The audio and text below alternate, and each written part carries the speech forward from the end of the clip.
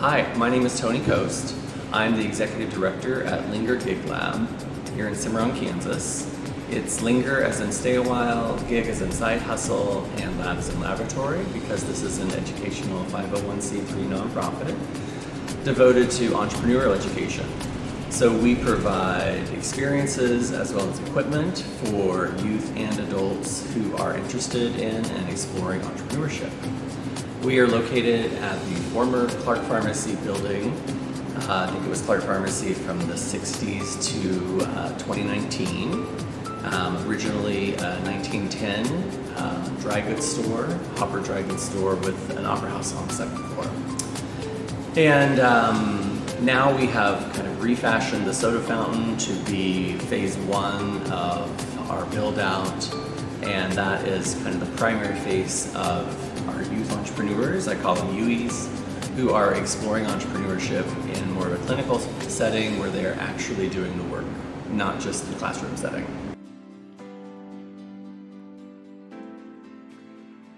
So we have some historic sundry bays on the north side that are still here after some remodels, and those will be launch and art bays. And we have a program that we are fundraising for right now called the Design Fellows.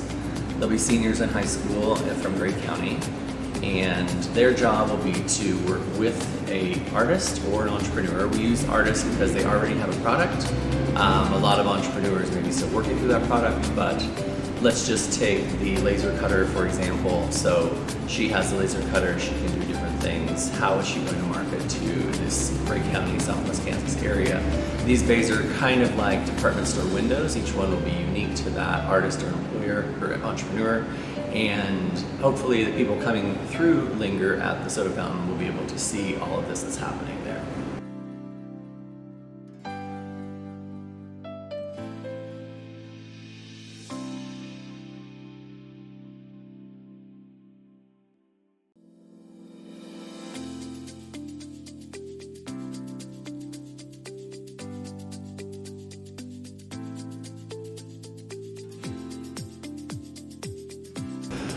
All right, what is coming at Linger? So we are actually trying to build the Linger experiential entrepreneurship model, and a lot of that is the infrastructure.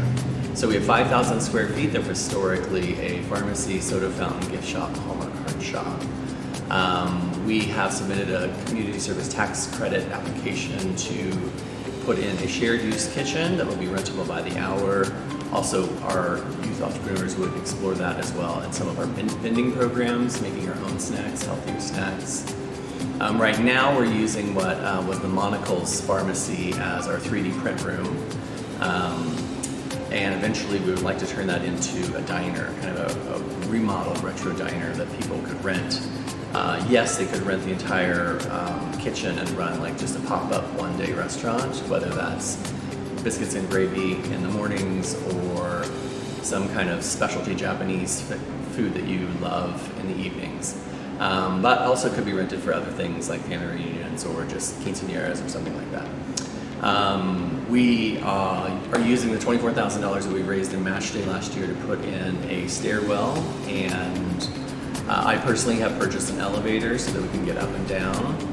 And we're going to explore 5,000 square feet below us that I believe probably was at once accessed from the front of the building on Main Street, long ago covered up with any kind of sidewalk project. Never in the 50 years that I've been here has it ever been open to the public. So it will actually become Makerspace Studios. We'll have a print and I'll call it laser kind of room. We'll have a print and package lab. The first print is 3D printing and lasering and perhaps resin. Then we'll have a print and package lab, and that's more to put the wrapper or the packaging, the labels on either the pasta sauce or the sourdough bread or the widget that you might be selling. And then we'll have a content studio as well. So I mentioned the youth or the design fellows before. Their job is to use the content studio to create digital pieces for these entrepreneurs and the artists in case they need to expand their online profiles. So that will be kind of the production level. This level itself is more the display in addition to the soda fountain and the shared use kitchen. The south side that was the gift shop will be home to Curiosity. It's kind of a conference learning space. We have grants in the work to perhaps put a gallery at the front. So definitely mixed use space, hoping to get more community gathering, learning, experiential things happening over there. So we would love for you to come down. We do have probably the strangest hours in Cimarron.